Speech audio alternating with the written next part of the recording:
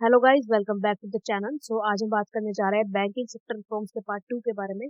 Part 1 already uploaded है, उसका link मैं डिस्क्रिप्शन में डाल देती हूँ, उसको देखिएगा जरूर। वो वीडियो को शुरू करने से पहले आपसे एक रिक्वेस्ट भी है, प्लीज चैनल को सब्सक्राइब जरूर कर दो यार, और लाइक और कमेंट करके बताना भी कि आपको कहीं कोई दिक्कत तो नहीं आ रहा है। तो पहली वीडियो में हमने बैंकिंग सेक्टर के फर्स्ट स्टेज के रिफॉर्म्स के बारे में बात करी थी और नरसिम्हा कमेटी के रिपोर्ट के फर्स्ट स्टेज के बारे में बात करी थी। आज हम बात करेंगे नरसिम्हा कमेटी रिपोर्ट के पार्ट 2 के बारे में। तो लेट्स। तो देखो, 1998 में गवर्नमेंट ने मिस्टर नरसिम्हा, जो कि चेयरमैन थे आरबीआई के उस वक्त, एक और कमेटी जो है बनाई। उस कमेटी को हम बैंकिंग सेक्टर कमेटी के नाम से भी जानते हैं। और उसको ये बोला गया, उस कमेटी को, कि हमने जो बैंकिंग रिफॉर्म्स अब तक करे हैं ना, आप उनको थोड़ा देखिए कि उनसे क्या असर पड़ा है और कहाँ कहाँ अभी भी काम करने की जरूरत है। इस कमेटी ने फोकस कहाँ किया? कैपिटल एडिकेसी पे, बैंक मर्जर पे और बैंक के लेजिस्लेशन पे फोकस किया। और नेक्स्ट में इसने कहा कि सबसे पहले तो आप एक काम करो, आरबीआई का जो 91 डेज का टी बिल मार्केट है ना, उसको हटा दो। उसके बाद जो इंटर बैंक और कॉल मनी और टर्म मनी की मार्केट है, उसमें डीलिंग्स जो है सिर्फ और सिर्फ बैंक और प्राइमरी डीलर्स तक ही सीमित कर दो, पब्लिक को उसमें डील करने मत दो आप। तीसरी बात उसने कही कि जो आरबीआई का और गवर्नमेंट का इक्विटी का शेयर है ना, एसबीआई में और अदर बैंक में, उसको 33% कर दो घटा करके। ज्यादा होल्डिंग थी उनकी, तो उसने कहा कि आप घटा दो इसे और सिर्फ 33% कर दो, और आरबीआई के डायरेक्टर्स को भी ना बैंक बोर्ड से निकाल दो, तभी जाकर के बैंक इंडिपेंडेंटली काम कर पाएंगे। नेक्स्ट बात उसने कही कि जो गवर्नमेंट की अप्रूव्ड सिक्योरिटीज हैं, उसमें मार्केट रिस्क को 5% का रिस्क वेट लेकर के चलो आप, तभी जाकर के आप बाद में बर्डन फील नहीं करोगे। और जितने भी गवर्नमेंट के गारंटीड एडवांस है, अगर वो स्टिकी टर्न हो जाते हैं, तो आप उनको एनपीएस की तरह ट्रीट करवाओ। अगली बात बैंकों ने कही कि आपका जो सीआरआर है ना, उसको ईयर 2000 में 9% रखो और ईयर 2002 से उसको 10% कर दो। नेक्स्ट उन्होंने कहा कि जो मिनिमम स्टार्टअप कैपिटल होता है फॉरेन बैंक को इस्टेब्लिश करने के लिए इंडिया में, वो अब तक 10 मिलियन था, आप उसे बढ़ा करके 25 मिलियन कर दो। और एक बात का ध्यान रखना कि वो जो 25 मिलियन इन्वेस्टमेंट हो रही है ना, वो एक ही बार में होनी चाहिए, ब्रॉट इन वन गो, ना कि फेसिस में हो। फेसिस में तो फिर बर्डन नहीं पड़ेगा, जो इन्वेस्टमेंट नहीं आएगी ज्यादा।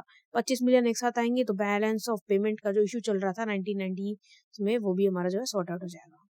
फिर उन्होंने कहा कि जो फॉरेन बैंक है, उनको पूरी पूरी इजाजत दे दो कि वो अपनी सब्सिडरी खोलें, इंडिया के किसी के साथ जॉइंट वेंचर खोलें, कैसे भी प्राइवेट बैंक के साथ मिलकर के जॉइंट वेंचर क्रिएट करें, बस काम करें इंडिया में, आप उनको फुली जो है परमिशन दो।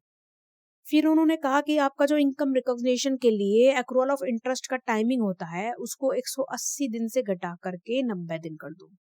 और जो बैंक के चेयरमैन होते हैं ना, उनको कम से कम 3 साल के लिए परमानेंट करके रखो। Bank chairman should be given a minimum of 3 years at helm, क्योंकि अगर 3 साल से पहले हमारा चेयरमैन चेंज होता रहेगा तो एक स्टेबिलिटी नहीं बनेगी सिस्टम में, इसलिए कम से कम 3 साल तो आप रखो। साथ ही साथ उन्होंने बहुत बड़ी एक चीज बोली कि बैंक की सैलरी, उसके एफआई चीफ की सैलरी और होल टाइम डायरेक्टर की सैलरीज को आप सिविल सर्विस पे स्केल से हटा दो और उनके लिए एक अलग सिस्टम बनाओ कि किस हिसाब से उनको सैलरी देनी है। एक सिविल वर्कर की तरह उन्हें सैलरी मत दो। और जितने भी आपके लोन होते हैं जो कि डाउटफुल है या फिर लॉस की कैटेगरी में जा चुके हैं, उनकी रिलाइज वैल्यू डिटरमाइन कराओ और उन एसेट्स को आप एसेट रिकंस्ट्रक्शन कंपनी में ट्रांसफर कर दो, ताकि वो आपको एनपीएस स्वैप बॉन्ड बना करके दे। इससे क्या होगा, बैंक का पैसा जो है उसको रिकवर करने में हेल्प मिलेगी। और जो आपके एसबीआई एसोसिएटेड बैंक है, उनको नेशनलाइज्ड बैंक विद सीएमडी के साथ साथ 2 होल टाइम डायरेक्टर के साथ कंस्टिट्यूट कराओ।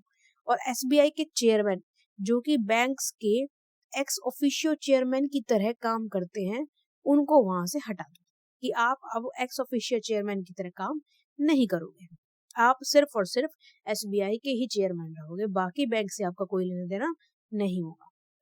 नेक्स्ट उन्होंने बोला था कि प्राइवेट बैंक की जो रिक्वायरमेंट होती है खोलने की, स्टार्टअप वैल्यू होती है 100 करोड़, उसको आप बढ़ा दो, ठीक है, उसको आप 200 करोड़ कर दो। और जो रिस्ट्रिक्शन है प्रोमोटर्स के वोटिंग राइट, जो कि अब 10% है, उनको आप बोलो कि कोई भी जो प्रोमोटर है वो 14% से 14% से ज्यादा की इक्विटी नहीं रखेगा बैंक में। नेक्स्ट क्या उन्होंने मेजर्स लिए थे, ये तो थे नरसिम्हा कमेटी के पार्ट 2 के मेजर्स। अब हमने कुछ और बैंकिंग सिस्टम में इम्प्रूवमेंट की थी, उसको एक बार एट अ ग्लांस देख लेते हैं कि हमने कैपिटल एडिकेसी नॉर्म्स बनाए थे और प्रूडेंशियल अकाउंटिंग नॉर्म्स बनाए थे, ठीक है, ताकि हमारा जो सिस्टम है वो साउंड, केयरफुल एंड सेंसिबल दिखे हमें। साथ ही साथ रिकैपिटलाइजेशन, हमने नया कैपिटल स्ट्रक्चर अडॉप्ट किया था। हमने अपने डेट्स की रिकवरी के लिए रूल्स बनाए थे, ठीक है, एक कमेटी बनाई थी ना। और हमने बैंक को, जो पब्लिक बैंक थे वो पार्शियली प्राइवेटाइज कर दिए, मतलब कुछ परसेंट उसका प्राइवेट सेक्टर को बेच दिया। हमने ब्रांचेस खोलने की पूरी पूरी फ्रीडम दे दी, साथ ही साथ प्राइवेट सेक्टर को इंडियन बैंकिंग सेक्टर में काम करने की पूरी आजादी दे दी। हमने आरबीआई का सुपरविजन डिपार्टमेंट बनाया और उसको एक प्राइम एजेंसी बना दिया। साथ ही साथ बैंकिंग ओम्बड्समैन हमने बनाया। बैंकिंग ओम्बड्समैन स्कीम क्या थी, इसमें इंडिपेंडेंट अथॉरिटी दे दी। एक हमने इंस्टीट्यूट बना दिया कि बैंक से रिलेटेड सेटलमेंट, जो डिस्प्यूट है ना, उसका सेटलमेंट आप ही करोगे। जितने भी लड़ाई झगड़े चल रहे हैं या कोई इशू चल रहा है वो आप सेटल करोगे।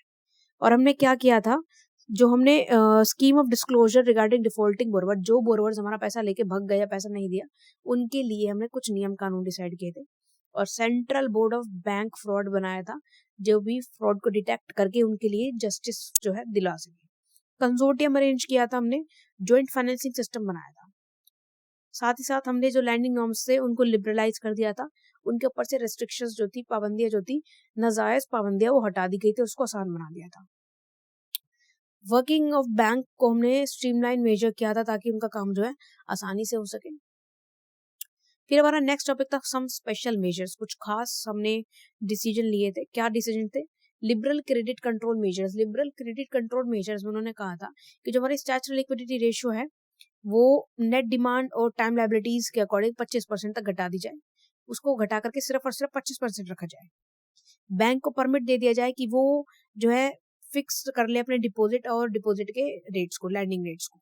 और उन्हें फ्रीडम दे दी गई, आप चाहे तो कॉर्पोरेट शेयर्स में इन्वेस्ट करें, डिबेंचर्स में इन्वेस्ट करें, आप चाहे तो म्यूचुअल फंड में इन्वेस्ट करें, लेकिन अपने जो डिपॉजिट का इंक्रीमेंटल है उसके 5% से ज्यादा मत करना। साथ ही साथ उन्हें ये भी आजादी दे दी गई कि वो सेकेंडरी मार्केट में भी शेयर्स और डिबेंचर्स में इन्वेस्ट कर सकते हैं किसी भी कंपनी के, उनके ऊपर कोई पाबंदी नहीं है।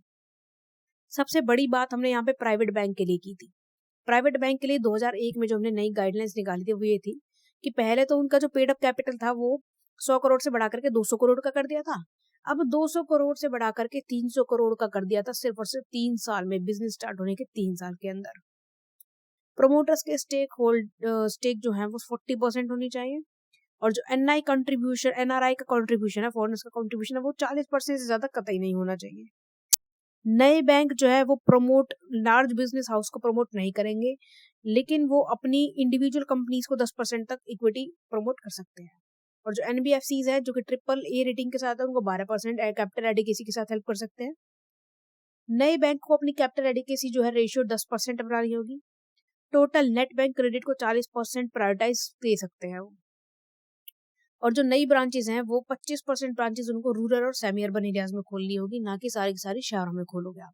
फिर हमारा एक इंपॉर्टेंट टॉपिक आता है liberalisation of banking sector. Banking sector को लिबरलाइज किया था, उनके ऊपर से ना पाबंदी हटा दी थी बहुत सारी। क्या हटाया था? बैंकिंग सेक्टर को हमेशा से पब्लिक सेक्टर ने डोमिनेट किया है कि हमेशा से जो गवर्नमेंट बैंक थे उन्हीं को हमारी प्रेफरेंस रहती है कि भाई यहाँ हमारा पैसा सेफ है, तो वो चीज बदल दी गई थी। एलपीजी के एक्सेप्टेंस के बाद लिबरलाइजेशन, प्राइवेटाइजेशन, ग्लोबलाइजेशन जो कि 1990s में हुआ था, उसके बाद जो हमारा इकोनॉमी था एक तरीके से वाटरशेड हो गया था, पूरी तरीके से बदल गया था। अब जो एलपीजी मॉडल था उसको हमने अडॉप्ट कर लिया था और फॉरेन डायरेक्ट इन्वेस्टमेंट और फॉरेन इंस्टीट्यूशनल इन्वेस्टमेंट दोनों को परमिशन दे दी गई थी इंडिया के हर एक इकोनॉमिक सेक्टर के लिए। इसमें क्या किया था हमने कि 20% एफडीआई अलाउ कर दिया गया था पीएसयू बैंक के लिए, जो कि गवर्नमेंट के अप्रूव्ड रूट के थ्रू था। और प्राइवेट बैंक की जो एफडीआई थी वो 74% तक कर दी गई थी थ्रू ऑटोमेटिक रूट, और provide there is no change in control and management, कि आपके मैनेजमेंट में कोई बदलाव नहीं होगा। कोई भी सिंगल एंटिटी 10% से ज्यादा अपने बैंक में टोटल कैपिटल अलाउड नहीं थी, ठीक है। और बिसाइड्स दिस इंडिया ने रिस्पॉन्सिबिलिटी ली थी कि वर्ल्ड ट्रेड ऑर्गेनाइजेशन और फॉरेन बैंक भी, उनको भी जो है लाइसेंस काम करने के लिए इंडिया में दे दिया जाएगा। और लिबरलाइजेशन के बाद जो फॉरेन बैंक थे, वो प्राइवेट बैंक थे, उनकी एक्सेप्टेबिलिटी इंडिया में बहुत ज्यादा बढ़ गई थी, और इसलिए हमारा जो बैंकिंग सेक्टर था काफी हद तक ग्रो कर दिया गया था। साथ ही साथ आरबीआई ने एक रेगुलेशन रिजाइम बनाया था फॉरेन बैंक और प्राइवेट बैंक दोनों के लिए। उन्होंने कहा था कि आपकी जो लाइसेंसिंग है ना, वो हम एक फिक्स कर रहे हैं। आरबीआई ने जनवरी 1993 में जो है एक फिक्स लाइसेंसिंग सिस्टम बना दिया था सभी बैंक्स के लिए। उन्होंने क्या किया था, बिफोर ग्रांटिंग लाइसेंस उन्होंने कहा था कि फॉरेन ब्रांच को section 22 of banking regulation act 1949 के अंदर लाइसेंस देने से पहले ये चेक कराना होगा कि कहीं वो अपनी कंट्री, हमारी कंट्री, किसी का भी लॉ जो है डिस्क्रिमिनेट तो नहीं कर रहे हैं।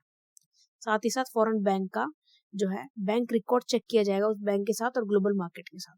अगर सब सही बैठता है तो फिर हम ये चेक करेंगे